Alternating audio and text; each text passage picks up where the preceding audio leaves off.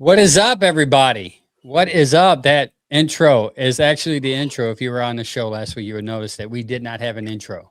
We just went straight face on everybody.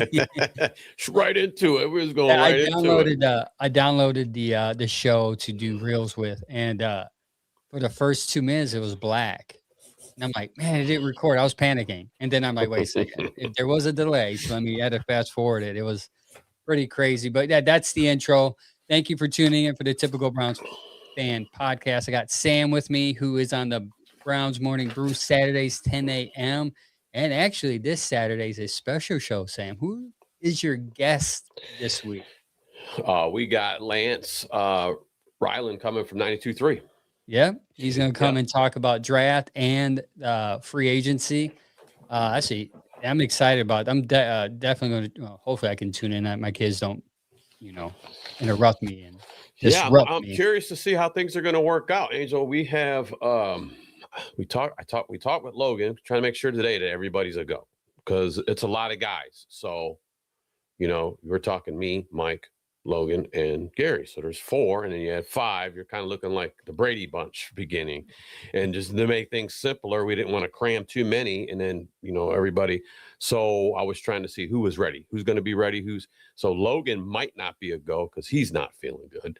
And our guy, Mike, is not feeling good. He might not be a go. So I do not know right now, but I know I will be up and at him and ready to rock.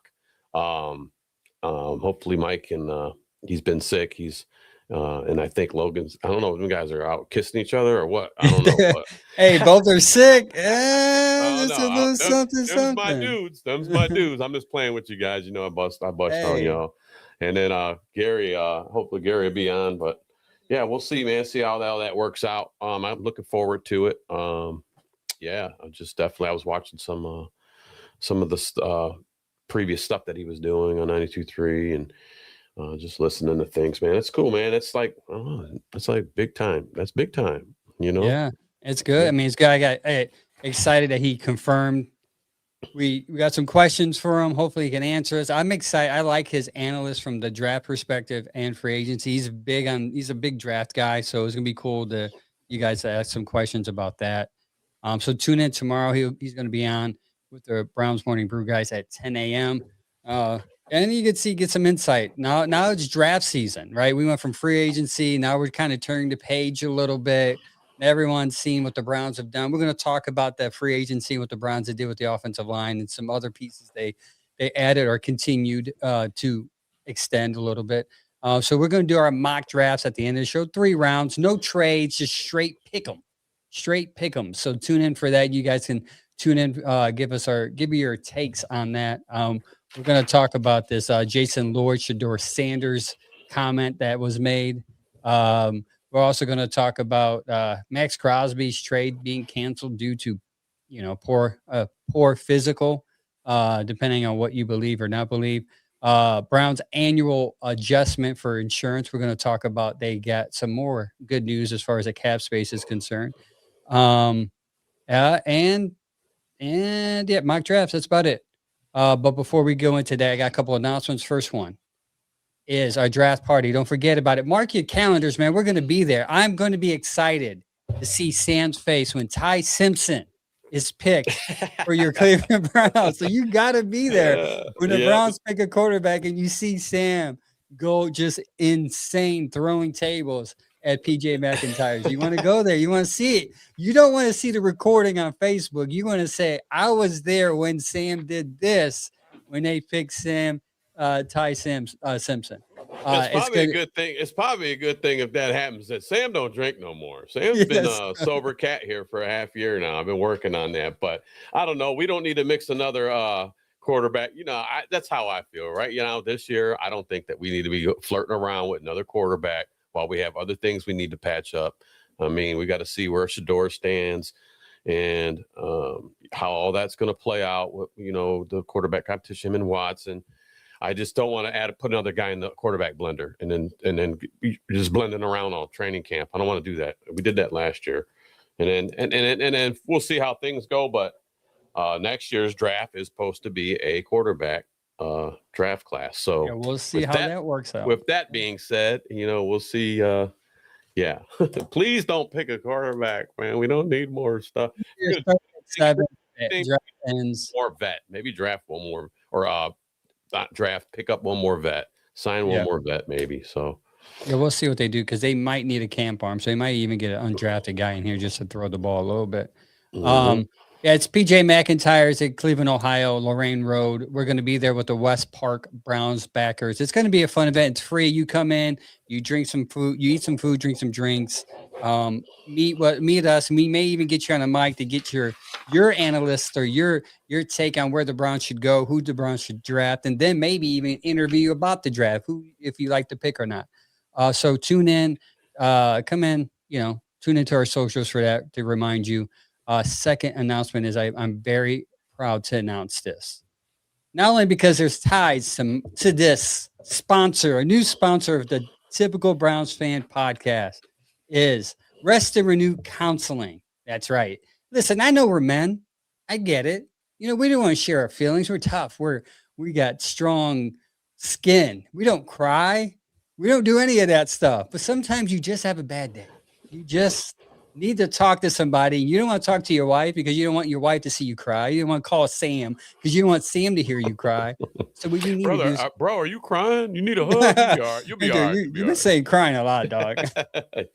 I want to recommend to you if you're looking for a counselor or a therapist to talk to, call Rest and Renew Counseling. Obviously, I am very biased upon this therapist because she is my wife. She started her own business called Rest and Renew Counseling. It is telehealth only, so you don't have to leave the house, Sam. If you're having a bad day, you send her a message saying, "I need to talk to you." She'll get it scheduled. You guys hop on your phone or your tablet or your computer, and you just sit there and you can just vent to her this whole time of whatever's going on with you. And she can help you. She has good advice. She helps me. That's why I'm saying sometimes I don't cry because she helps me not cry. So she's very good at it. Rest and Renew Counseling Ohio.com is the website. Rest and Renew Counseling Ohio.com. If you're interested, go to the website. Or if you want to schedule an appointment, you can call at 216-815-1728. That's 216-815-1728. Jen Ortiz, Rest and Renew Counseling Ohio.com is her email. So you have ways to get a hold of her. She is independent. She's on her own. She does take some insurances. You have to set that up with her. That's too complicated for me to understand any of that. That's what she went to school for.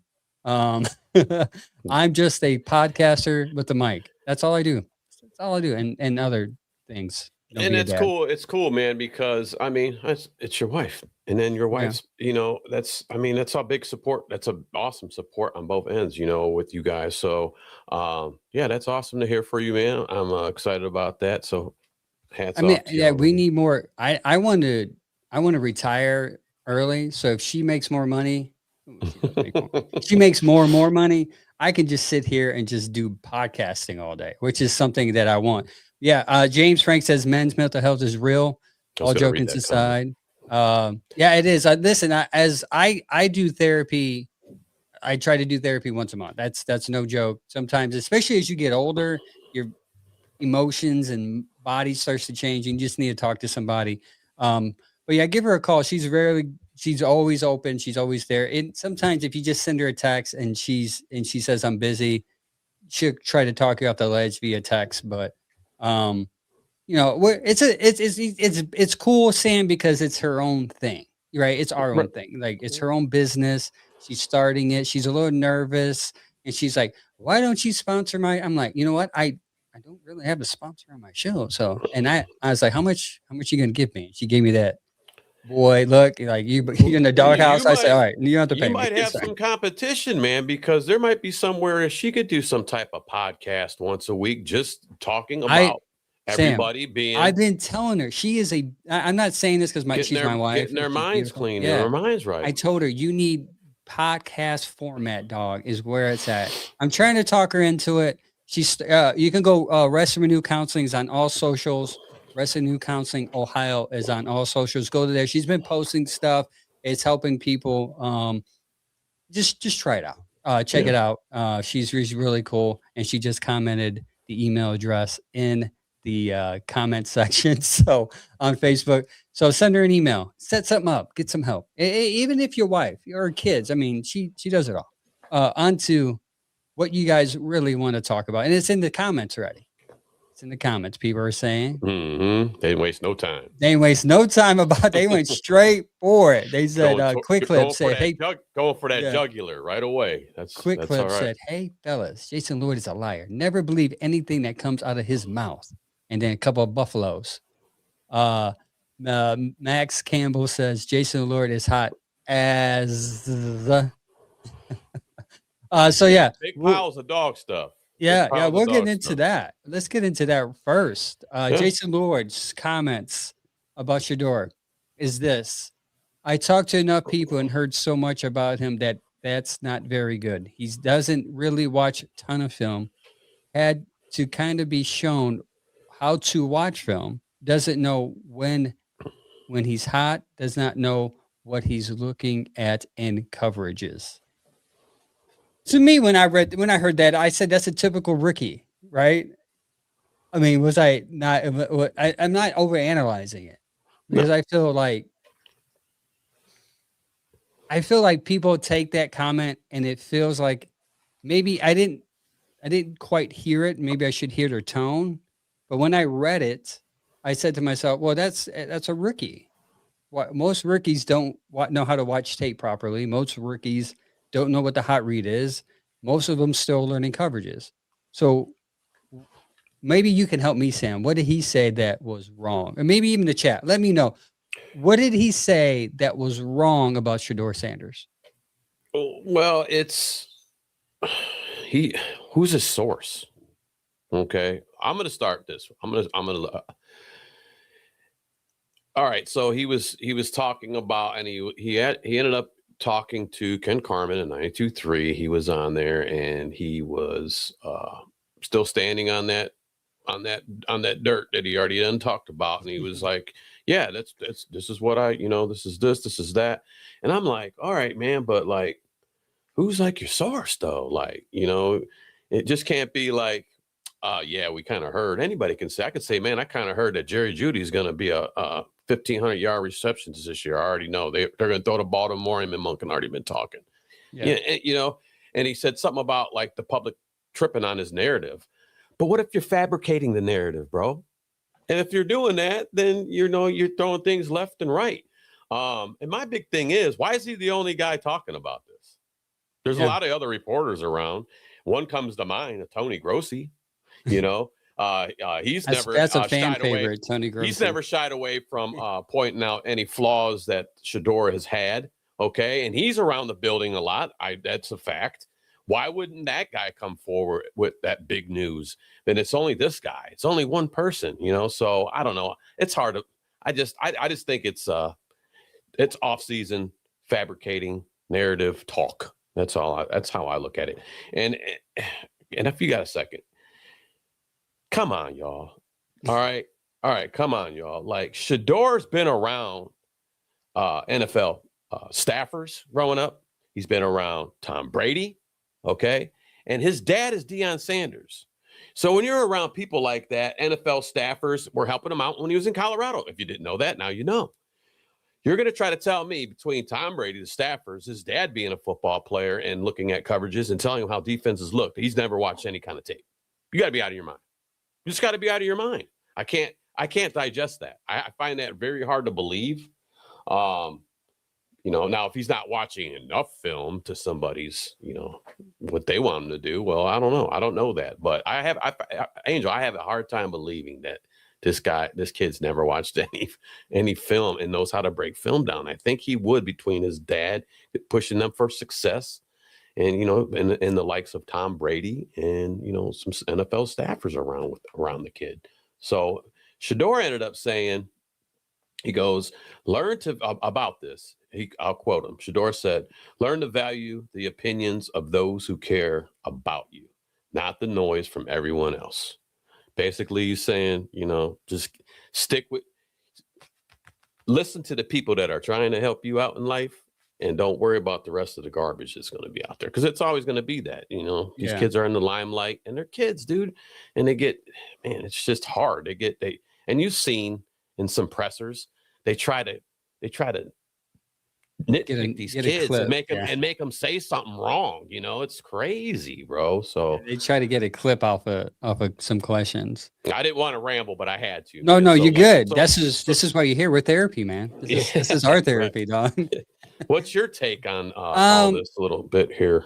I don't think it's far-fetched. I really, when I heard those comments, I wasn't surprised.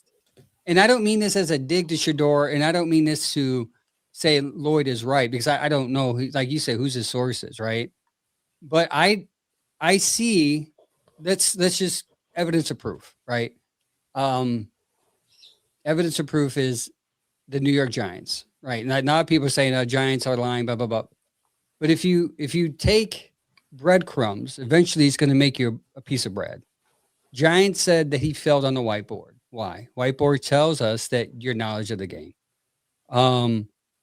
Rex Ryan said something about it, that he's got to get in front of the line of the watching tape and be in front of the class. Most importantly, a lot of people are forgetting that Kevin developed Hungry Dogs. Hungry Dogs was an opportunity to get the rookies to get ahead or to understand the knowledge of the game. And Shedeur was a part of that. If Shedeur was not struggling watching tape or learning defenses, I'm sure Dylan Gabriel was in there too, by the way. It wasn't just Shedeur. That wouldn't be needed. So for me, this doesn't seem far off, because he, as a viewer who just watches it normally and then has people who break down tape tell you there's certain things he needs to work on, it's believable. Now, Jason Lloyd probably came at it from a place of hatred, but if we are balanced fans, as much as I try to be, because I'm too logical sometimes, I say it's believable, but it shouldn't damn him to not be a future NFL starter. It doesn't mean, these comments doesn't mean to me, well, he can't improve. It just tells me, well, he did pretty good things not knowing coverages. He did pretty good things not knowing how to watch tape. Give him a whole offseason to learn all that, and let's see what he does and improves on with the tools that he's going to have this year. So if anything, I felt like it encouraged me more to sit there and be like, wow, if he struggled doing all that, and then he comes in the offseason with Todd Monken and his other peoples that he has, and he learns to watch tape, then he's just going to improve, right? I mean, that's what the way I view it. And the Hungry Dogs is a big thing for me, because I think a lot of people are forgetting that Kevin took time to develop him, and it was for a reason. There's a reason why he was sitting outside of practice during minicamp. And a lot of people hate the truth, and I understand that, but I try to be as fair as possible. Maybe he did struggle coming into it. And the thing is too, like you always see, and even the players say, he's the first man there, last one to leave. So in his off season right now, he's still doing things. He's not just hanging out. You're not seeing him out in the Bahamas and he's sending pictures up. I mean, I'm sure he's going to take his little trips here and there, and it's okay. It's off season, but he's out there working right now with who? Jerry Jeudy, really hard. They're trying to get that chemistry going. I mean, and so that he's putting in work right now, and he's the first one there, last one to leave. I just think that I got to say, I just think it's because the kid's last name, he just gets a lot extra. Definitely. He gets a lot of extra attention. Yeah. Hatred thrown towards him, and and that's just crazy. I mean, let's let him develop. I mean, it was the same thing with Dylan. I mean, we fired away on Dylan because, man, this guy sucks. He can't throw a 3. He can't throw a 5-yard pass. Exactly. It's like, man, it's like it's their first year. I don't want these rookies even coming out in their first year. I wanted to have them sit down, watch, and learn before you get thrown into that fire, because the big difference between, I know we talk about all the time, between college and the pros is speed and strength. And it's just 10 times more harder of a game to play when these guys are and they're growing into their bodies. You got to think about that too. These are men now. These are men. They're all young kids growing up. But now you're getting NFL, you got 28-year-old, 30-year-olds out there, and they're career guys, and they're out here killing it. So, yeah, and he had one more time, I'll say it again. He had he didn't get no first team reps last year. That's how much fire he got thrown into. No first team reps. And then they're like, okay, now you're in the game. Good luck. So all I'm saying is that also to a reason why I think there's truth to it, because I think AB knows. That's what AB said. Like, we're not going to commit to Shedeur because he does have a lot of development to do also. So I think a lot of people, my issue is this, like, I understand that there's haters of Shedeur, and then there's like absolutely obsessed fans of Shedeur.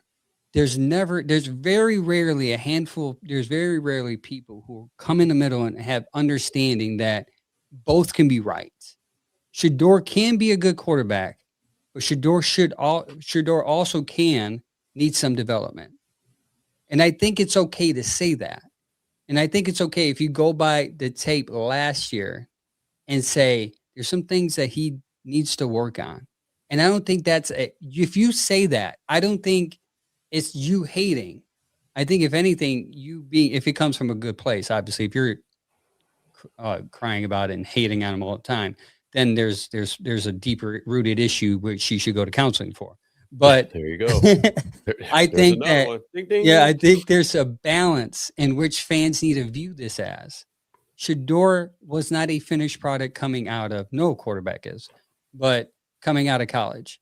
Yes, he was in the Big 12, which they don't play defense. That's why he threw for 4,000 yards. All that is good. He has tools that can make him great. He's accurate as heck. But there's reasons why there are breadcrumbs dropping, and a lot of people, we're ignoring it. And my fear is that we are blaming everything on the organization when they purposely took their time bringing this kid onto the field. They put Dillon in front of him. They put Flacco in front of him. I think if the team really wanted him to play right away, they would have, if they thought he was ready, they would have played him right away. I think that a lot of fans think there's some big old conspiracy about it because Kevin didn't like him. I think Kevin comes from a good place. Now, could Kevin probably wanted Dillon more? Sure. Kevin's human. He probably wanted Dillon. He felt Dillon probably fit his system more. There's a lot of probably politics behind the scenes at that. But I think it's unfair to here we go. So Leah says media wants credit Stefanski with that, but it's Sanders' own desire to be great. No one is saying Kevin. See, this is what I mean. You see how they twist your words. I'm not saying it's Kevin's will. It's Shedeur's greatness is based upon is just because of Kevin. I'm saying that he was in a room in which he had to learn because he had some issues on the quarterback end of development. And a lot of people don't want to admit that. Now, we'll get to see this year. The encouraging thing about this, hopefully, is that we'll see it this year. Hopefully he comes out. This is what we want to see. We said it last week. We want to see the quarterback, Shador Sanders, come out. That's our QB1.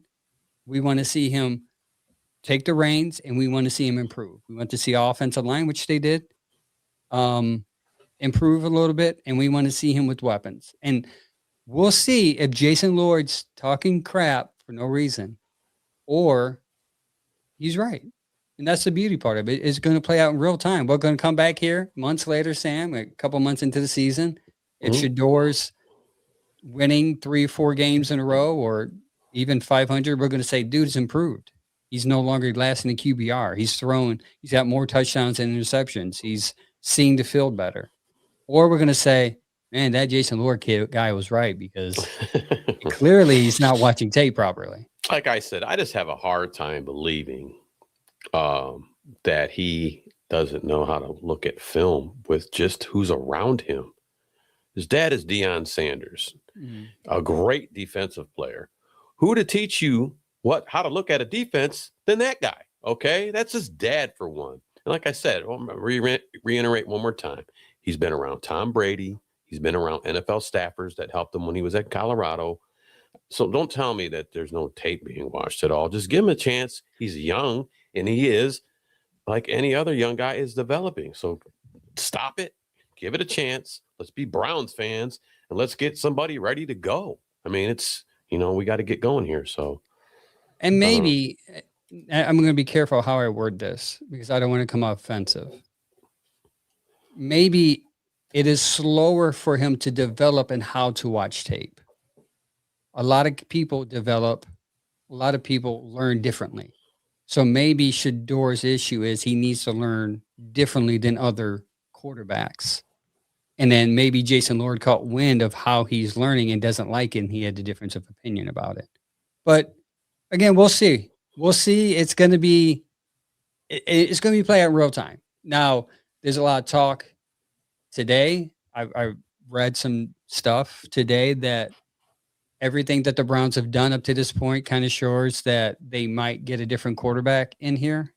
We'll talk a little bit about that later when we talk about the free agent signings, but that's something to keep your mind on, that if they do bring another quarterback in here, it kind of tells you how they really feel about Shedeur. That either he's not ready or he's not the answer. Let me ask you this. Another quarterback in the draft, or are you thinking that there's also a possibility? Because I think there's also a possibility we might bring in another veteran quarterback. I think Kirk Cousins is out there somewhere. So I think if they wanted a veteran quarterback, they would have had one already. What was the first thing they did last year? They got Kenny Pickett. Right. So I think if they wanted that as a priority, they would have made that a priority. Now, AB's on record saying, and a lot of people, we have amnesia when it comes to this. AB's on record saying Todd Monken's going to have a lot of say on who that quarterback is. And I don't mean to bring this up because I don't want to give you a heart attack, Sam. There's a lot of smoke with Ty Simpson. Now it's just smoke right now. It is just smoke. Ty Simpson was on ESPN talking about his relationship with Monken and how it means a lot to him. And it's just a little bit of smoke, but a coach is going to want to have a relationship with somebody in which they're going to put their job on the line for. And if Monken tells AB, Ty Simpson is the man, even with 15 starts, I think AB is going to draft him. I'm not saying AB will. I'm not saying I want it to happen because me and you are on record. We want Shedeur 100%. I'm a Shedeur fan. I want Shedeur to play. But I think if we're going to come in here thinking the competition is going to be against Deshaun Watson and Deshaun Watson and Shador Sanders only, I think we're going to kind of fool ourselves a little bit. Right. And we talked about it, though, too, because this is just the roller coaster all the time here in Cleveland. But we also do. I mean, I want to see Shedeur succeed. Yes. But I really think Monken is going to we talked about it. They're going to put the best man forward, so I hate to say it because I'm not a big fan because he ain't done nothing for us for $230 million dang dollars. But if there's training camps coming up and Watson's looking like the veteran, you might have to put him out there and Shedeur might have to wait again. Yeah, that would be a hard sell to the fans, man. Oh, well, yeah, that would be a hard one. I tell you what, I get it, though. And I'm not a big fan of this. It's just something that could happen. This is just something that could happen. They might want to see what they got left in the tank. Now, he's on his last year. No more re-signing. But if Watson goes out there and wins like 5-6 games in a row, 7 games or something crazy like that in a row or something, a lot of you people are going to forget about it because you're just winning games. So yeah, I don't know. It's just a possibility. You got to throw that out there too, because he is on the team. Dylan's on the team. Yeah, you always got and it's the Browns, man. They always do stuff that. Well, here's the thing about Ty. I want to talk real quick about Ty, man. Ty has played 15 games. Yeah. There's 12 games in a college season, right? Yep. So he hasn't had that much. I mean, we're going to go ahead and spend the farm on a dude that played like a season and a few games. That's kind of crazy to think about. It is. That's the part that scares me the most. But there's a lot of smoke with that relationship between the two. I thought it was just hearsay, but there's a lot of smoke, man. And it's to the point where once I start to see a fire, I'm going to panic even more because I'm with you. I don't now. There's a lot of good about Ty Simpson that maybe we can talk about later, but the 15 game sample size is scary to me. Yeah, I mean, it really is if you think about it. I mean, that's not, to me, that's just not enough gameage. This is not enough. You need, I want a guy that's, played a couple years in college, maybe even 3 years of college. We're talking more games than that. We're talking, 24, 30 games. This dude's got 15. 15 games, man. Yeah. Ralph Poole says he meaning Sanders always said he learns by playing. And that's part of the reason why I remember him saying that. That's part of the reason why I want him to play. I think it will benefit the organization, even if they draft somebody, to sit there and say, we're going to play Shedeur first because we need to see what he has. If you know that he's not going to play well, you need to prove to the fans he's not going to play well. And this is the problem when you draft a quarterback who has a name like his. You have to be ready for the criticism and the fandom which comes with Shador Sanders. And that's you sometimes you just got to play to the fandom of the fan base, and that's what I suggest totally. Quick Clip says Barry will make the final decision on the quarterback. Always remember that. Yes, but his decision will be highly influenced by the coach in which he picked. You know what I do like? I like the fact that we're not going to have a deep Podesta in his ear. Yeah. You know what I'm saying? So that's one thing that's subtracted out of it, because I think that he had a lot to say in moving forward with positioning and players and stuff. So, this is going to be more Barry. I mean, because now, like I just said, deep Podesta is not in his air with it. Like, let Barry do his thing. So. Yeah, Paul said, as a Sanders fan, I'm ready for any competition because 12 will rise to the top. And that's what you want to see. You want to see him beat out. I think he'll beat out Watson, but you want to see him beat out the best, Mm-hmm. We just need. Yeah, it's an old saying, man. You want to be the best, you got to beat the best. That's just how it goes. So, KP says Jason Lloyd seems like he's getting his information from Dylan Gabriel's wife. It could be. Who knows? He could be. I mean, he's haters gonna hate, right? Yeah, haters are gonna hate. Yeah, I don't. I understand. You remember there was a little rift, going Gabriel on. Said something, a little rift about, I'm here for football. I'm not here for like glam, basically. Yeah. And I thought that was kind of a jab towards Shedeur. So who knows? You might have hit the nail on the head. Yeah. That's funny. Leon says Sanders is doing all he can do to prepare. That's all you can ask. That's all you can ask. That's what he's doing right now. Now, as an old man, now it's unfair because I am a content creator. I am a podcaster. I do a lot of content. I would like to see him less on content on my Instagram reels, because I feel fans would use that as ammunition to prove that he's not ready. He's always on Instagram. He's always being recorded by his brother. He's always da. Either way, I think he'll be ready. On to the next topic. Mason Crosby trade is canceled due to a poor physical. Yeah, that's correct. Max Crosby, man. That we because we were doing the Saturday show. No, we were doing a Tuesday. You were out. I was subbing in, and that news came across then, and everybody was in the comments was saying, "Oh man, Max Crosby, man, he's gonna go to Baltimore." And I'm like, "Oh," I said, "Well, hang on. You know how things run. Could be fake news. I mean, it could be." But, and then they're like, "No, it looks like this is good. This is a go." And then if you want to go ahead and go with it, how it went down, and then I'll give mine. So you go ahead and so I woke up, was it Wednesday morning, and I saw it on X, and I thought it was fake. I'm like, this is unheard of. Like, this rarely happens. Like, Baltimore turns down the trade of Max Crosby. And then right away, I thought to myself, they kind of have buyer's remorse.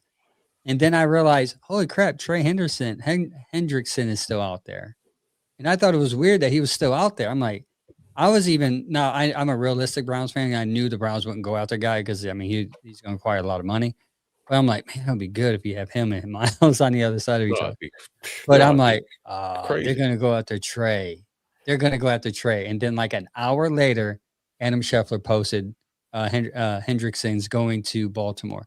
So then you have the total conspiracy theory people out there like, they canceled this trade because they got buyer's remorse. They didn't want to trade 2 number ones, which is pretty high for Crosby. They would have gave up the 14th pick this year and their first round pick next year. 2027. And then they would have to extend Max Crosby's contract.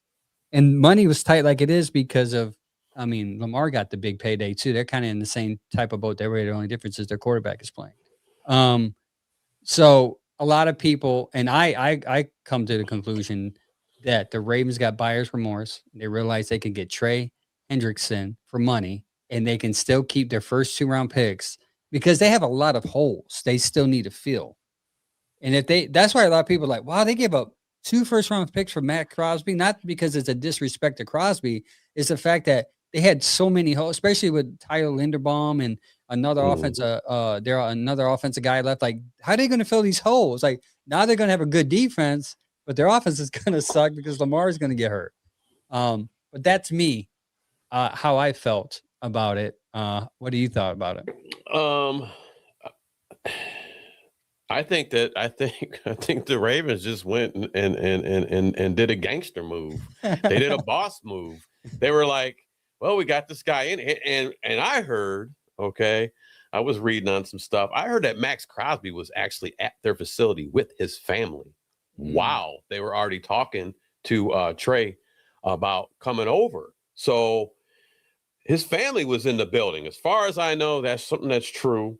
And he was already a dead man walking at that point, and they did the physical and then they turned around. They didn't want it. They were already working on Henderson, which I think is just cold blooded, man. That's cold blooded.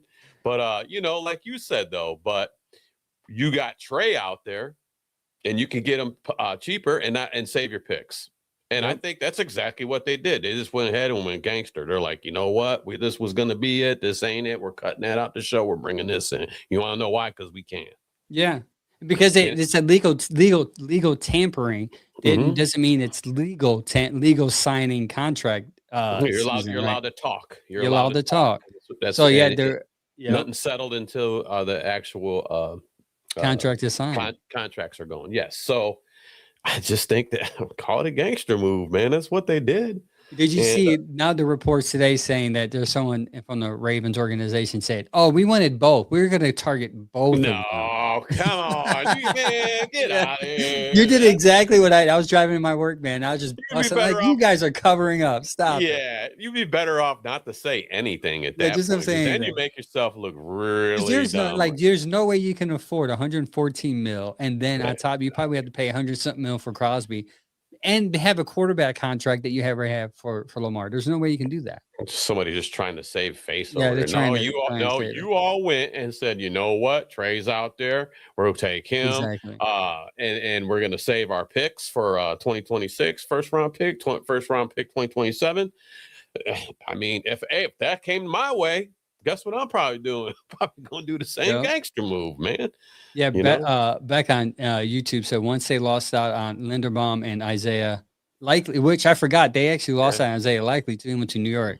They were definitely pulling out because they thought to themselves, well, we're not going to have any offense. Like if we give him this money and have no picks, like we're not going to have a center, we're not going to have a left guard, and we're not going to have a tight end that we can throw to because we just lost 2 major pieces on offense. Hey, wait a second. Trey Henderson's still out there. We can get a pass rusher and still keep our picks.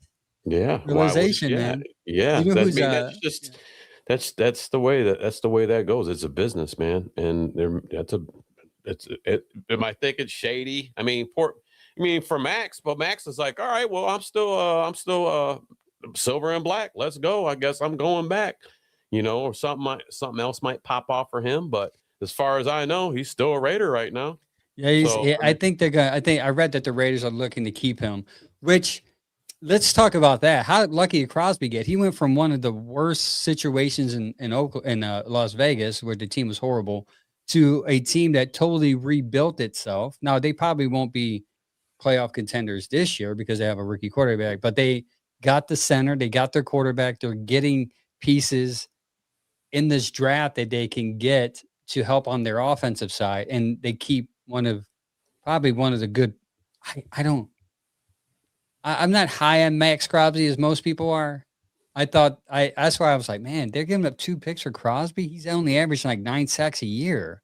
Like what what is up with that? I actually think Trey Henderson is a better pass rusher than Max Crosby. I was going to go there because if I was to choose, it depends what you want in a player. So, who would you want? Max Crosby or Trey Hendrickson? Well, you got to ask yourself, do you want a guy that's a pass rusher going to get you sacks? That'd be Trey. You want an more all around versatile player that's good on passing downs as well as rush defense and stopping the run? Then you're looking more at Max. Trey's got more sacks, so he's more getting in there after the quarterback. So if that's the guy you want, that's the guy you go for. If you need a guy that's going to put more pressure on the quarterback, and not saying that Max can't get there, he can. He just doesn't have as many as Trey does. Okay, but his run defense is great. His tackles for losses are great. And he's good on passing downs. He can go out and he can. Sometimes he's got to go out in coverage, just like T.J. Watt's got to do sometimes. But I think he's a more all-around player. So, do you want a pass rusher, or do you want an all-around guy that can do a little bit of everything on that position? So yeah, and Trey, I forgot Trey is a little older, so that makes more sense. KP said the problem now is his health and age. You're right. On Trey. Crosby gets hurt too, though. Crosby seems to get hurt randomly. Like he got hurt this past year. Now maybe he could have played through it, but because they suck so bad, he's like, I'm done with this organization. Well, and I don't think it required a surgery. I could be wrong. He did get carted off, but it wasn't from what I read, and I think it was the last game of the season when it happens. I think they said it wasn't as serious as they thought. So I don't think that had anything to do with them backing out on the deal. I don't think so. They made the gangster move. I'll say it again. They saved themselves picks, and they got another guy that's going to get after the quarterback cheaper. Yeah. So, I mean, it's that simple, not taking nothing away from either one of these guys are hella athletes, man. So it just depends what you want. You want a guy that's going after their quarterback. You want a guy that's like on no, I'm going to say it now. Ain't nobody up to Miles caliber. Nobody. But if you want a guy that's going to get after the quarterback, you go Trey. You want a guy that's an all-around player that can drop back in some coverage, that can stop the run. You're looking at Max. That's just that simple. What do you need out of that edge rusher? That's a good point. Baltimore has done that. Yeah. And that's why I was going to bring this up next. The Boys 1987 says the Baltimore has done this 3 times in the past already. One is that the last one I was in 2005, Michael Crabtree. They ended up getting Michael Crabtree, but they agreed to a contract with another receiver. Name escapes me. And then when Michael Crabtree got cut by Oakland, they brought this guy in and failed his physical, so they don't have to pay him the high money as for receiving money. And they decided to go after Michael Crabtree for cheaper. But Michael Crabtree ended up sucking after 1 year and ended up cutting him year 2 anyways. But yeah, they've done this before. The other 2 times I forgot, but I didn't look those up. But they're known from doing this. And it's weird because now players are going to be like, the whole legal tampering is going to be weird next year. Because as a fan, you're going to be like, well, is anybody else coming through that door? Because somebody's going to cancel. Yeah. So I wonder if they're going to kind of change some verbiage around next year so this doesn't happen again. Because a team, if you think about it, a team could take advantage of that because let's say Crosby, they heard Crosby's going to Baltimore for X millions a year. They can go and be like, oh, now we know what Crosby wants. Let's go up a little higher, right? So Crosby can go in and be like, yeah, Baltimore, I'm with you. And then like Kansas City can come up and overbid him. And then all of a sudden he's switching switching to Kansas City. So that legal tampering is very interesting. Let's see if they kind of adjust on that. Other Browns news today that Browns receive an annual adjustment of $17.6 million for insurance on JOK and Watson's injury. That is a lot higher than a lot of people pegged him to go. I think who I like a lot, Jack Duffin on X, he's a good capologist. He had them at 5 to 6 million. That was his guess, but it's 17.6 million. It goes onto the cap, meaning that's money they can use to get players, or we'll talk about it later, draft picks. A lot of people forget about that. Boy says that the Browns have 27 mil in cap space now, which is interesting to say what they can do with that cap space, which we're going to talk about a little later. But when I sent you that text message, were you pretty shocked at that amounts they got back for insurance? No, I wasn't. I mean, I thought it was going to be lower. So I was like, oh, wow. Yeah, no, I thought that's about right where that should have been at. I'll talk about it again. We did a soft restructure with, there's one thing that bugs me. I think we did a soft restructure with Denzel Ward. I thought we could have did a more of a full restructure, and we could have got some more money in cap space that way, but they didn't do that.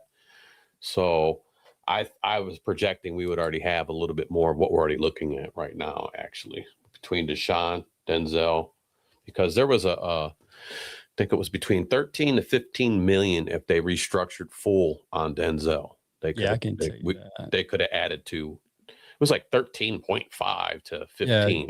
Yeah, I just went and said, all right, well, let's just pick 14. We'll just go right in the middle of those numbers. And I think they ended up, it was low. What was it? It was low for Denzel. It was a signing bonus, wasn't it? It was like a mill and a half that they restructured. Yeah, it was something like that. Wasn't what I was expecting. And then as far as the insurance monies go, I mean, that's about where I figured it at too, man. So yeah, 27 mils of cap space now. If they restructure Ward, it'll be 12.48 million added on to that 27. So that brings them up to 39. 39, sorry, if they do restructure him. Now they do need picks, money picks for your picks, which is about 12 million of that needs to be, maybe they can restructure Ward's money for that, because that 12 million could go right to cap. Now Jack Duffin does suggest that the Browns can trade down from 6 to 12, and that would save them $3 more million in cap space. So when you see the Browns draft down, it's probably to get the player that they want, but it's also in the mindset of we need to save money, because $3 million more is a lot of money for somebody that doesn't have a lot of money. Here's the thing too. I mean, Joe Bitonio is in a question mark stage still, and yeah. We talked about it. Chad had thought on Tuesday, we thought that we would hear something by, Tuesday, Wednesday at the latest. Nothing came up. I've seen that the Browns aren't rushing that. From what I've seen, from what I read, the Browns are giving him a little bit more time to decide what he wants to do. So I don't see why, if Bitonio decides he wants to stay here, and do one more season, they could do some type of restructure with him. So there could be some kind of monies there too, I believe. They would probably sign him to a league minimum, because what the Browns do with their cap, I learned this the last couple of weeks, is when they sign a player, they sign them to a league minimum and then push most of the money out to the next year. And then they restructure that, give them the money as a bonus, and then push the money back for the next year after. They take their base salary and they push it into a bonus is what they do. So it's something that they could do with Joel if Joe decides to come back, because I can't think of any other guys that could really restructure to get any type of cap money out of them but Joel. So yeah, if Joel comes back, we might see something like that go down. Yeah. What's this on this thread here? Someone said Ward's getting traded, because someone said Ward's not getting traded. It seems like Ward will be on the trading block, especially with the way they restructure that contract. No, he's not going to get traded. I agree with Boys. He said there's no way he's going to get traded. Stop it. Boys said Antonio's wash. I think having him here will benefit the line because you have a veteran leader, you have someone who's familiar, and you have just another body. You have another body, and we're going to talk about it now. Of the picks in which they drafted. I mean, not drafted, but they picked up here in free agency.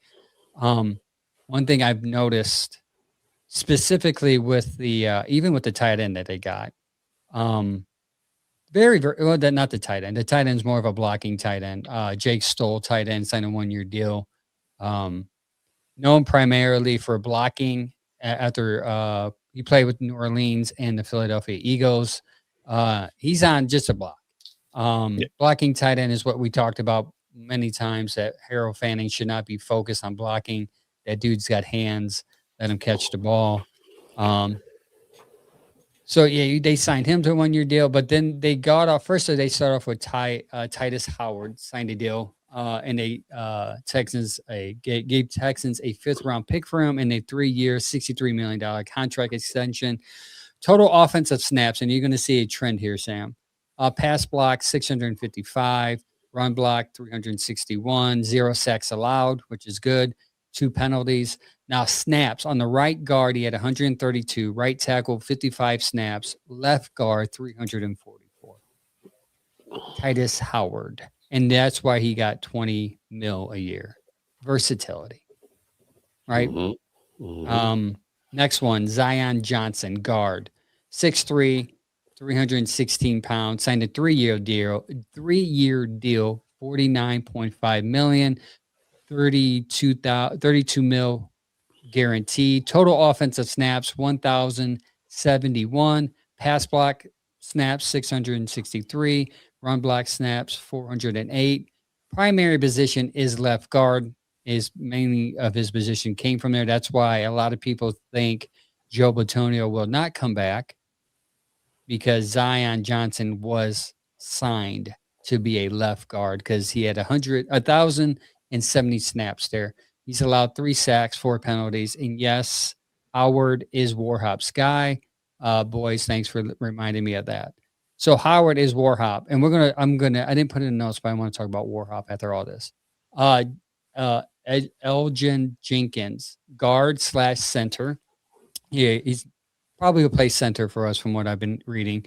$24 million deal, 20 mil is guaranteed. Can you imagine just signing a contract and right away just say, here's a check for 20 mil? Yep. Just hand it over. Just give it to me. You imagine that, dude. It's a 1-year deal and you're just getting 20 mil just to hike up. No, it's tougher just to hike a ball. You got to read snaps and stuff. So there's a lot more into it. They say money's the root of all evil. Give me $20 million and I can do a lot of good with that. True to that. True to that. I can help a lot of people. I can help a lot of people out. I'm glad Wrights is on the same page here with me. She says, I'm excited about our new O-line. I'm kind of agree with that. Jenkins here has over 1,000 snaps at left guard and moved to center last year. So he has 537 snaps and got hurt. Versatile. So you got a guy that can move across the line, and Howard and Jenkins that can play center or guard. And we know Tevin Jenkins, he was here. Money, I think it was like $1 million. He got very little of it. He only had 324 snaps last year, mainly at guard, 276, 8 at right tackle, 4 at left guard, 5 at left tackle, and he had 30 at tight end. Did you know that? No, I did not know that. Jenkins, probably they brought it in for the. You can check in. Yeah. Sometimes them big guys got some hands though, man. You got to watch out. Them guys sneak out out there, and they can pull them in. What I like Tevin coming back too is he played all 17 games last season. And that's another point of emphasis. Yeah, and talk about. He's more of well balanced. I mean, overall good passing and run. I think he's got a good mix in there. But what I seen with the snaps counts that he had no penalties and no sacks allowed. That's what you want, right? That's what I want. So, I mean, I was His glad issue that, is health too. His issue, yeah, he needs to stay healthy. yeah. So, I mean, like, and a lot of guys, like you said, Aiton Jenkins, I like him because, he's played left tackle, left guard, center, right tackle. We're getting guys in here that can move around. And we know how our guy, and I love our guy DeJuan Jones, man. Well, we can't get one whole season out of him. So we're gonna have, it's all, I say that it's safe to say, but you're going to have injuries. I don't wish these upon nobody. It's just part of the nature of the beast. These guys are out there balling, man, and you're gonna have guys get hurt. You're gonna need guys that can fill in. And instead of a guy going, well, boss, I'm a right tackle, but you think you could try left? I guess I'll give it a shot. But now you're going to have guys that go, They can actually do it. What you need, right tackle? You sure? You want me? I could switch up to guard real quick, or I can go ahead and hit that left tackle if you want. What do you want me to do? That's what I like. So you're getting some depth help at that And line. you hit it right on the head, dude. Like, this is exactly what I was going to bring up. I think their mission and their plan was to get guards that that are versatile. They didn't want a guard that was just limited to right tackle only, because the last 2 years, what has been the main issue with the line? Injuries. And when you get a guy that's injured, you have to then find a guy who can play right tackle, mainly some guy off the street or on the practice squad who is not as good anyways. Now, what can happen here, what's the beauty of this is you have interchangeable pieces right away. So if Zion Johnson can't make it because he has diarrhea one day, hey, Jenkins can come in and fill for him until he gets that stomach bug out of there, right? Yeah. So they're all interchangeable. You still got Whippler, so he can still be your center, but Jenkins can move over to guard. You have Zinter. Zinter could be a backup, or if he's playing. Obviously, they're playing these people to start. Zinter can come in and sub in here and there. So they have depth and they have moving pieces. Not to also remind you, we're going to do our first 3-round mock draft, me and Sam. They can still draft some in the draft. And then you create not only a place of depth, but you got these older men who can sit there and play while the younger people develop correctly. Yeah, like I was going to say too, because I can't. All right. So in my eyes, they did everything they needed to start doing to fix problems. Yeah. Because we all been harping. We have line problems. We have line problems. We have line problems. Nobody's got time to throw the ball. The run game struggling. So the thing about what they're doing now is they're getting the pieces, some veteran help in here, and interchangeable guys that can switch different right tackle to left tackle, fill in on a guard. You can get all that. But what I'm looking forward to is the young talent they're going to hear, because eventually you need the young blood. Yep. And if they go ahead at 6 and they stay straight up and they go out and get, a Fano or,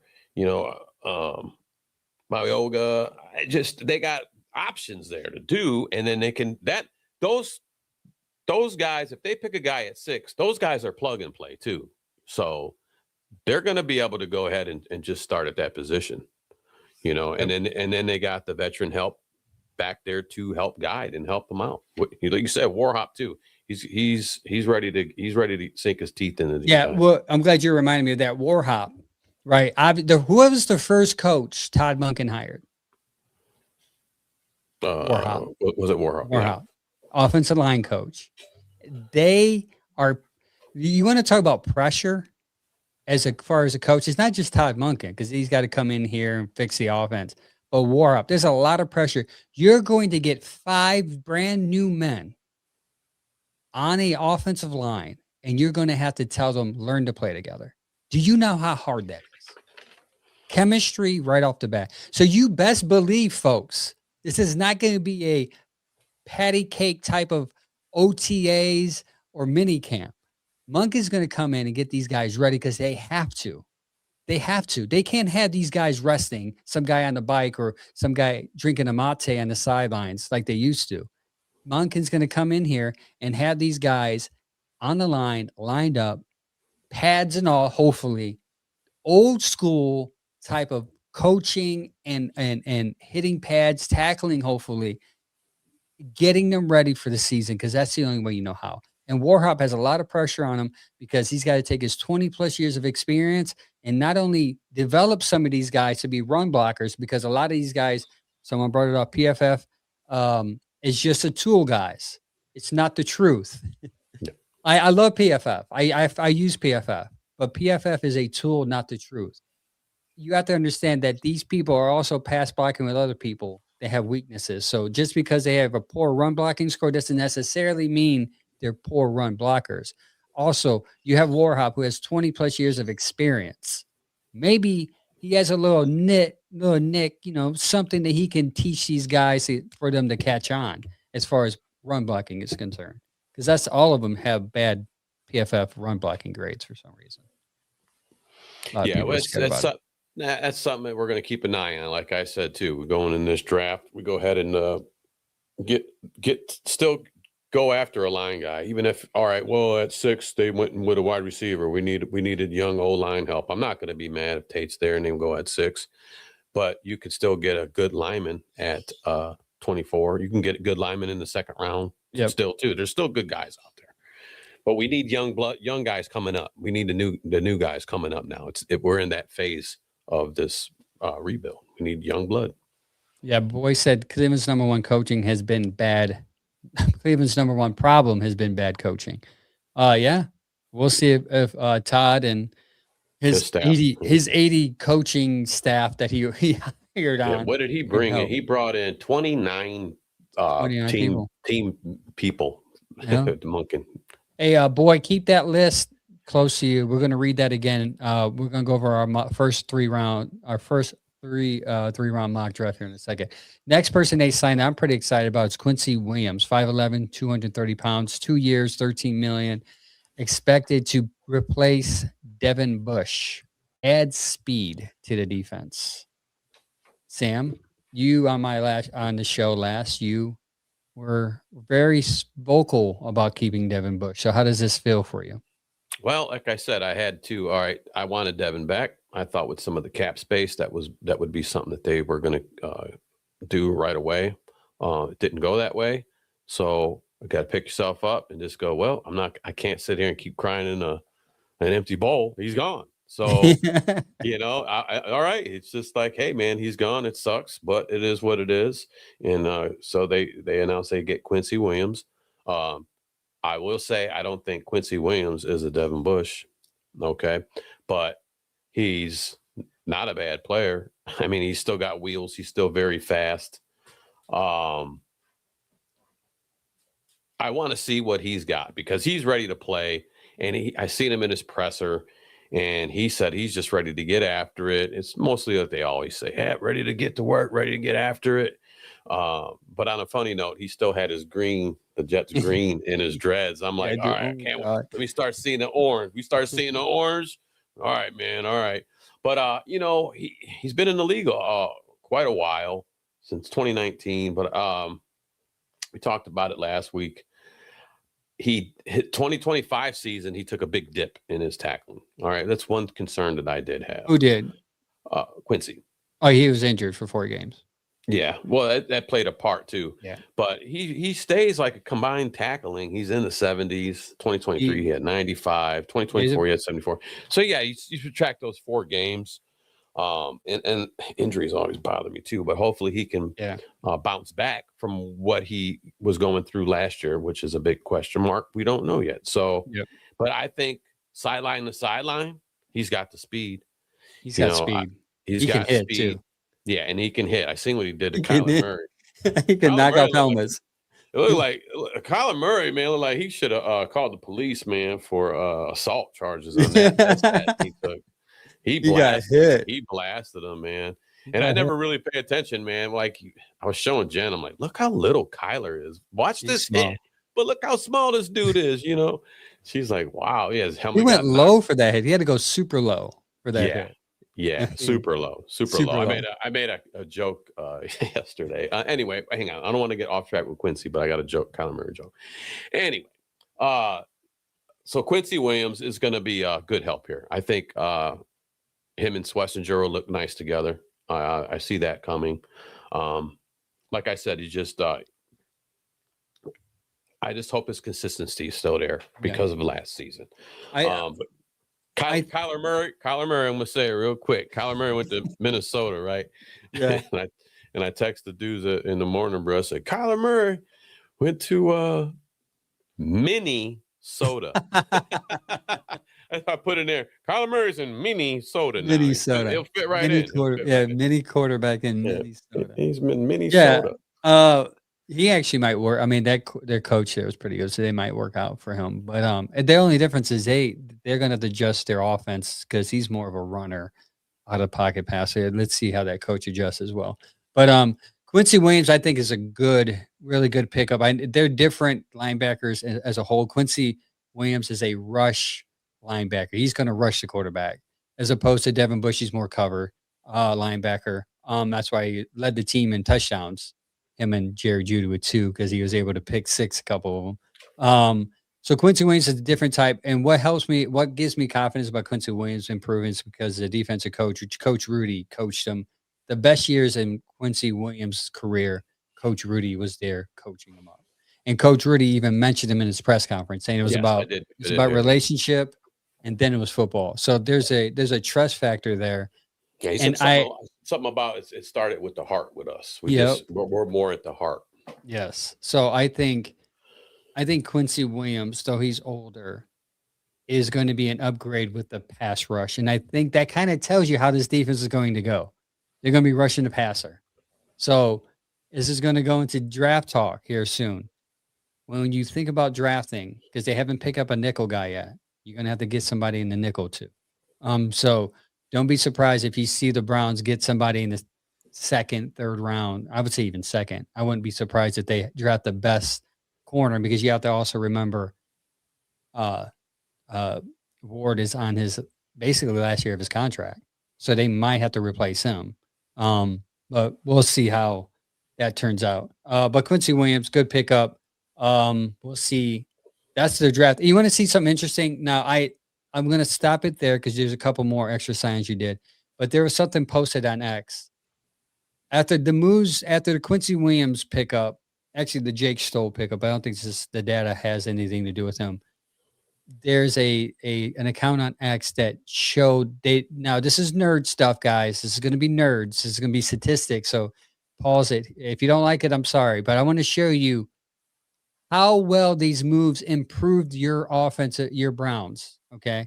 Mind you, all they did was pick up 1 linebacker and the rest were just middle of the road offensive linemen. Okay.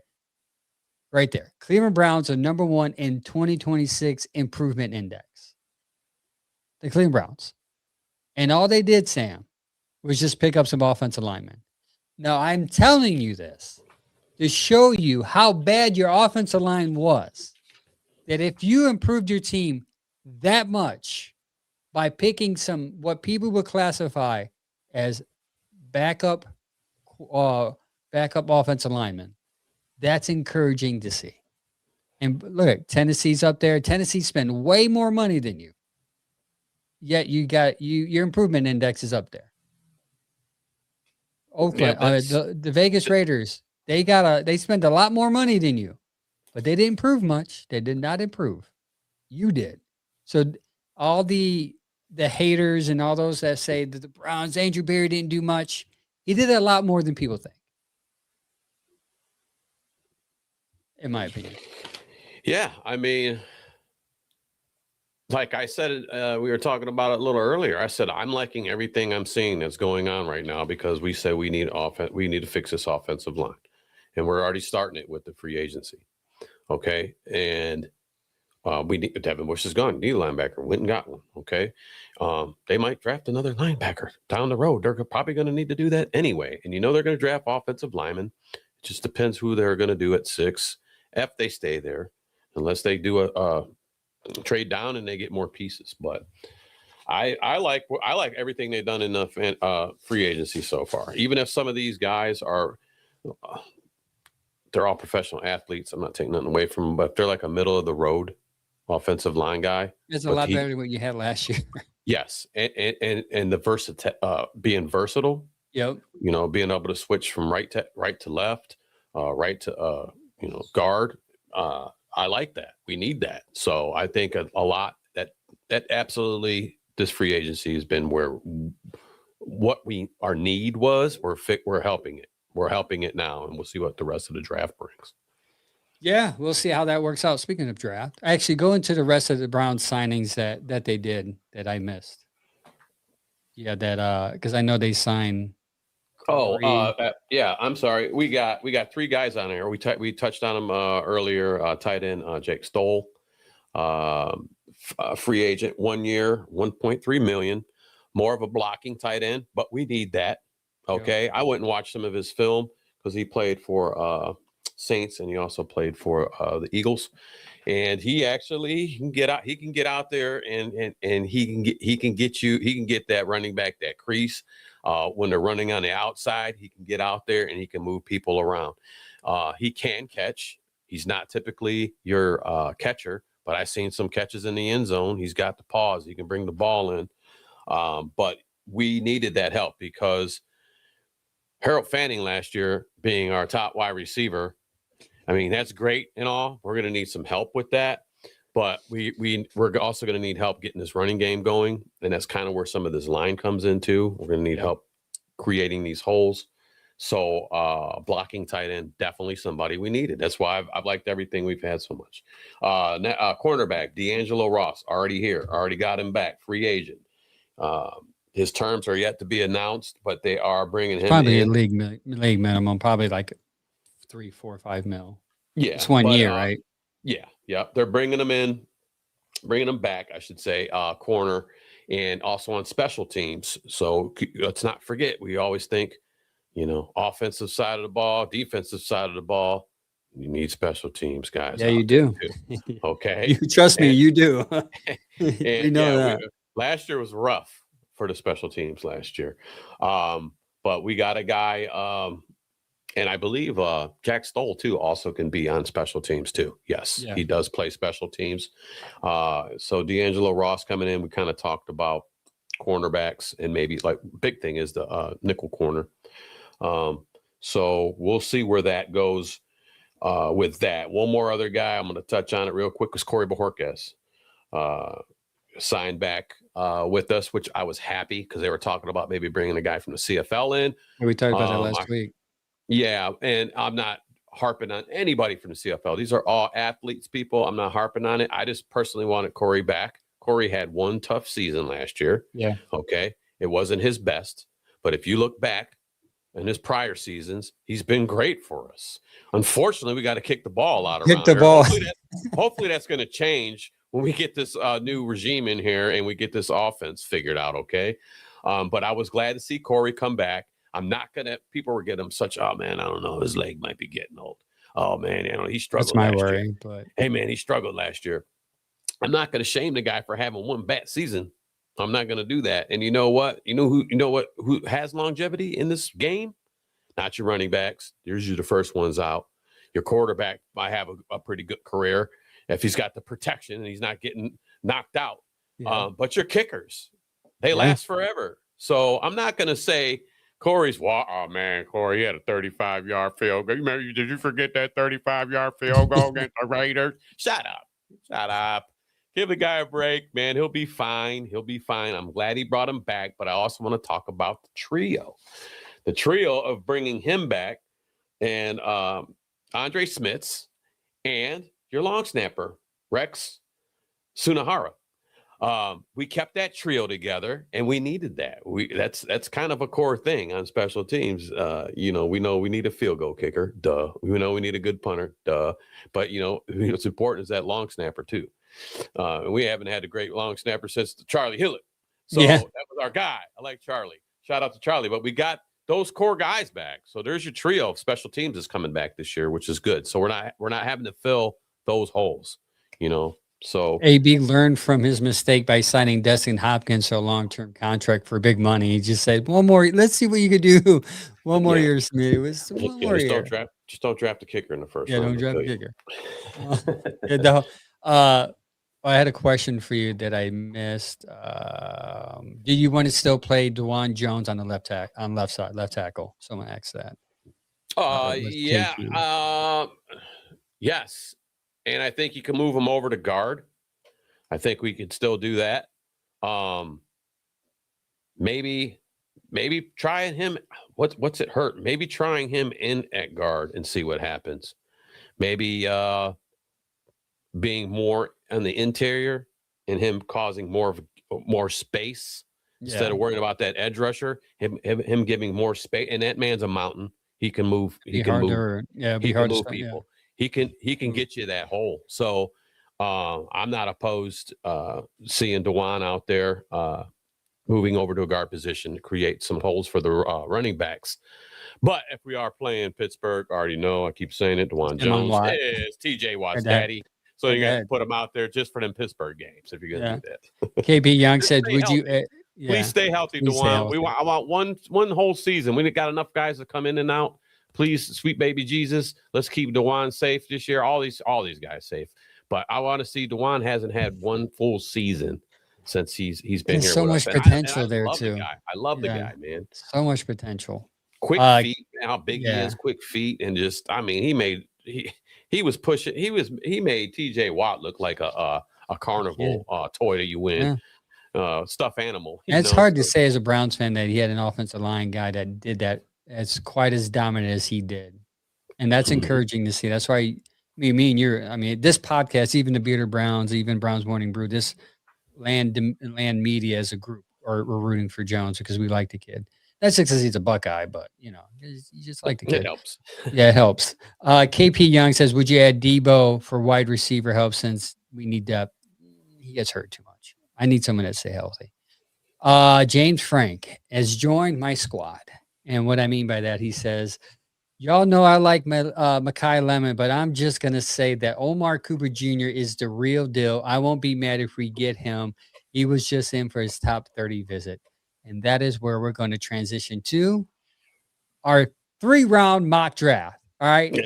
I'm going to try to have Sam on again. We're going to go over this maybe in a couple of weeks. Maybe it's going to change. Maybe, our feelings about certain things are going to be different. But me and Sam are going to run them. And maybe it'll be longer next time as we get more information about players. Maybe you can draw it out to the 7th round rock. I'm going to say this. I rushed into one.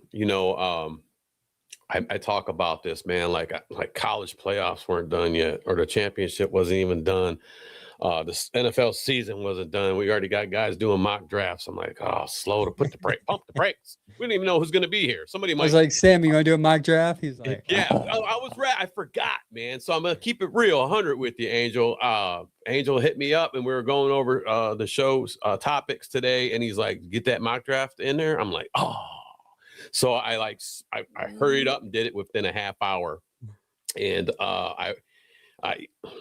I'll get in it once we go. But I wish I had a little more time to dive into that a little bit better. But you know what? It's only one. It's just it's playing around. It's having fun. So yeah, let's get at it. This first one's more or less playing around. Someone just said. Wright said, y'all hear about the recent defensive tackle signing? No. Tell me about it, please, because I just drafted one in my mock draft, and that might ruin it for me. Let me know about the defensive tackle real quick.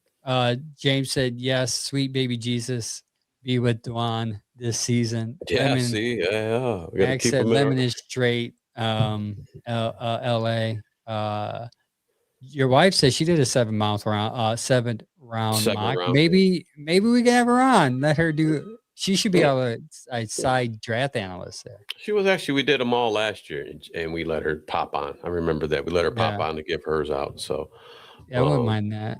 All right, let's get into it. Let me know about that defense tackle. I don't see anything on X or anything about it. Maybe a quiet signing.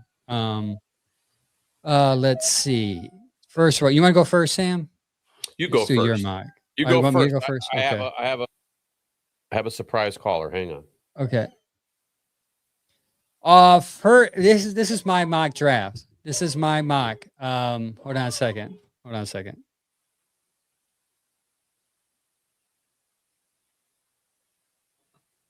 My first round mock, my first pick, my first mock three round mock draft, first pick. I'm gonna go with more Freeling, tackle Georgia. I think a left tackle is important. That's the only thing you don't have right now. So you need a left tackle, and you need to get it right now. Monroe Freeling, tackle Georgia, left tackle. Let's go. Max Campbell said DL addition from San Francisco. Let me know his name because he might have been here in Cleveland before. If you can tell me. Pick number 24. My first receiver that I'm going to pick is the guy that I love, Boston. I love Lemon, but I think Omar Cooper Jr. is what you need on this team. Omar Cooper Jr.'s got hands, he's got speed, he knows how to run routes. He's a not small, not too big, but people are comparing him to Jarvis Landry. And if you can give me Jarvis Landry here reincarnated, I'll take that all day. And then my second pick, my second round, my first pick in the second round, Christine Miller. He is a defensive lineman. A lot of people forget that our defensive tackle was hurt last year. May not be ready this year. Also, the Buckeye kid, what's his name that we all liked? He got in trouble last year. He has some inconsistencies. I like him. He's a good run stopper. PFF score is pretty high.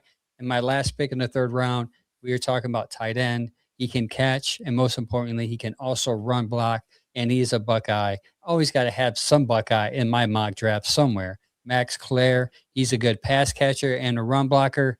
Perfect for my personal opinion. Perfect for the Todd Monken offense. And the defensive tackle they got was Khalid Davis, 1-year deal. All right, that still works out because you can draft somebody. They probably won't draft someone in the second round, but that's going to change. See, now that's going to change my mock because if they got somebody, that means the guy's not going to be ready for next year. What is his name? We were just talking about it, man. Collins. Malik Collins is not going to be ready. So they must have just got this defensive tackle to fill the void.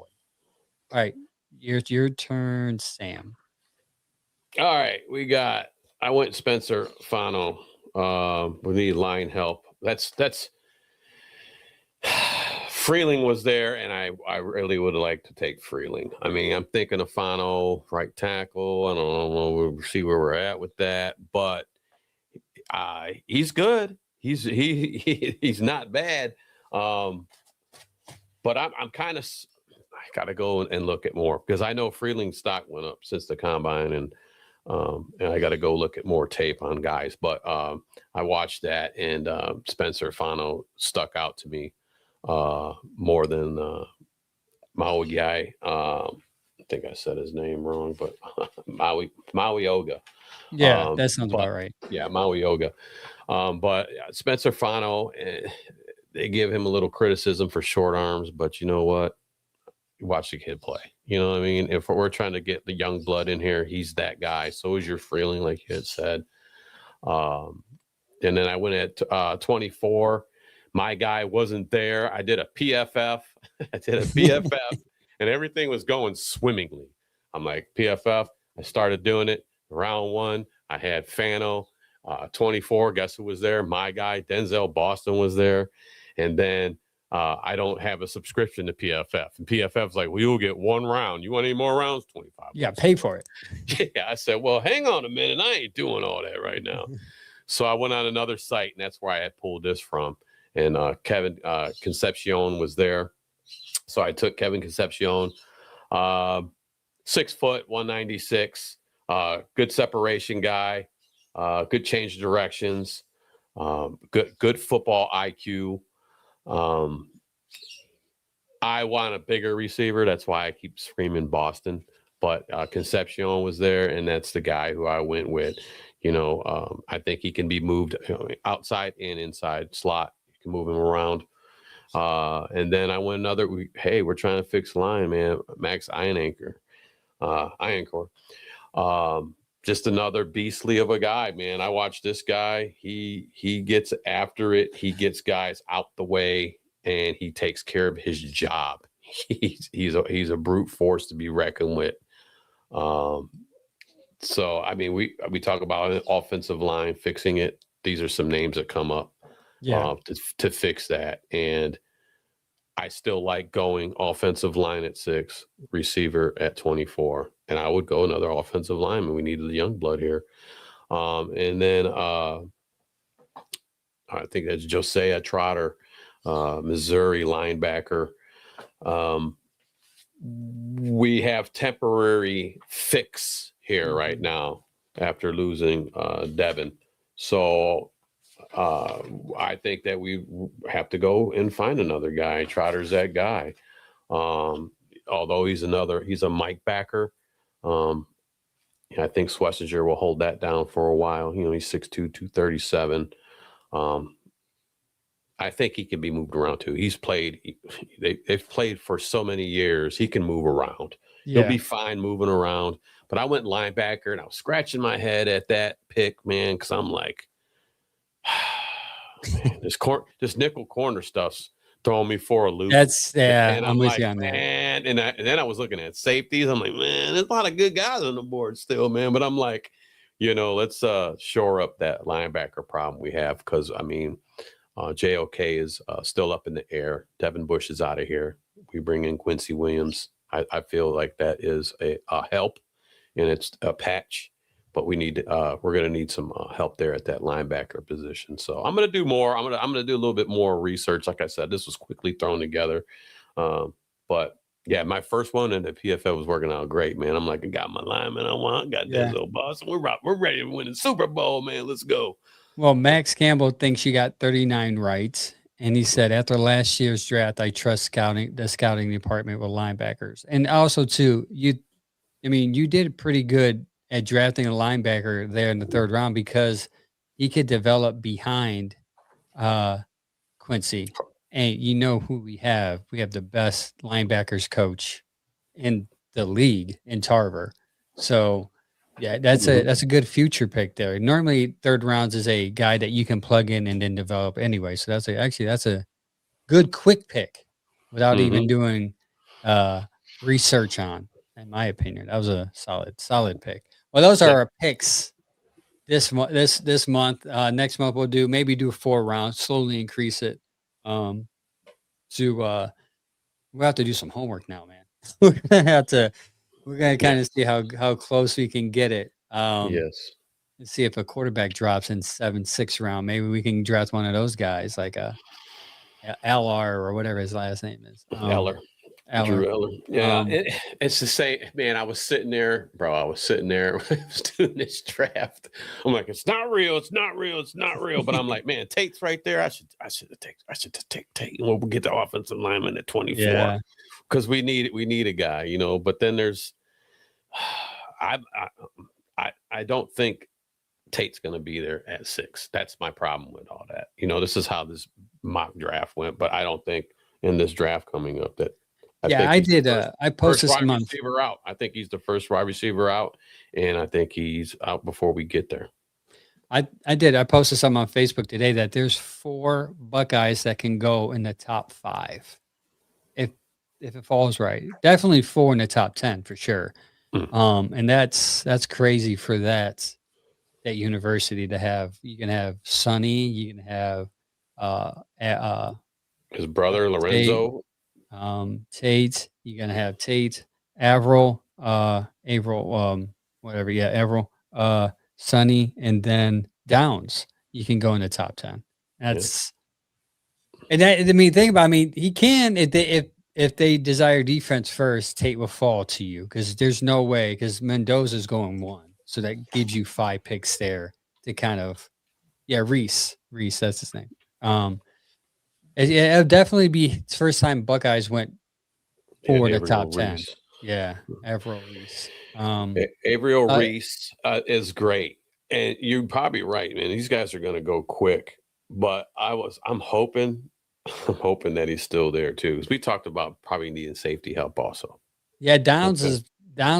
I did the left tackle because that's the need. But I'm big on best player. I really am. And by the end of this, I probably will have the best player pick. But that's what I did last year. I thought Mason Graham was one of the best players at that time, and it's proven out that he outplayed some of the people in the top 5. So yeah, I'm swinging to fixing everything and not this year going best player available. I just feel like we have fixing to do. We want to win games. We got to give guys opportunity. We have to give the quarterback opportunity to throw the ball and be protected. We have to have a running game that goes. It all starts with this line. It starts with this line. It starts with this line. We got to get that going, or you're going to see what you saw last year.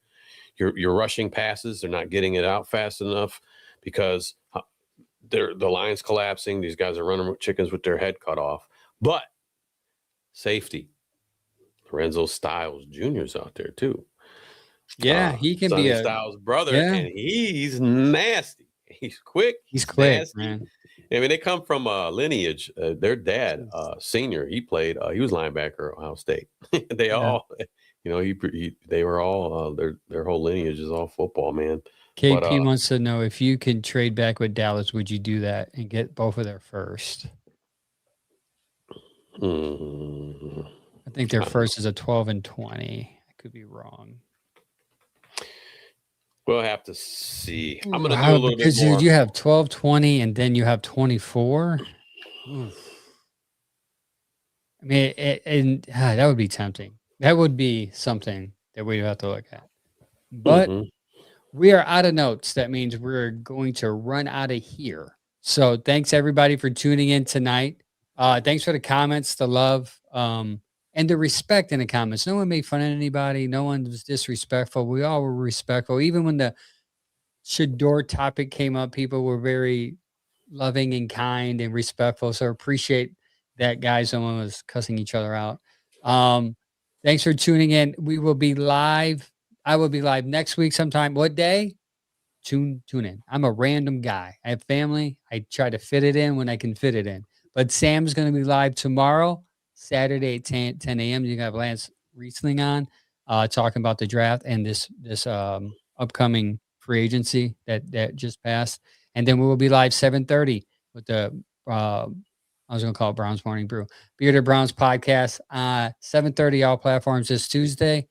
Tune in. We don't know what we're going to talk about yet, but it's going to be a fun show. Me, Mike, and Chad. Thanks for subbing in for me, by the way, this Tuesday. A lot going on. My daughter had a intramural game for basketball.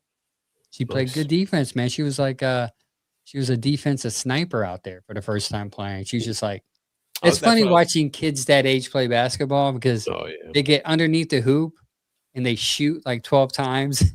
And then it bounces out. And then I was going to ask you, that's her first time playing a sport like that? Okay, yeah, cool. She goes to a private school, so they're doing basketball for the next 2 weeks and then volleyball. They kind of get them ready because they do have a basketball and football team to kind of prep them, give them experience in it. But she likes basketball. So I remember my sons going to the Y. They were at the Y and they were doing it. And you'd have it was all like half court. So it was half court and it was the width of the court, not the length. And they would have 1, 2, 3, like 4 teams playing. And they're these little kids, man. I just remember because there's no dribbling. They're running around. They're like, I got it. It's like my kid was great, but I'm like, at some point, I'm like, shoot the ball, man. Just running around.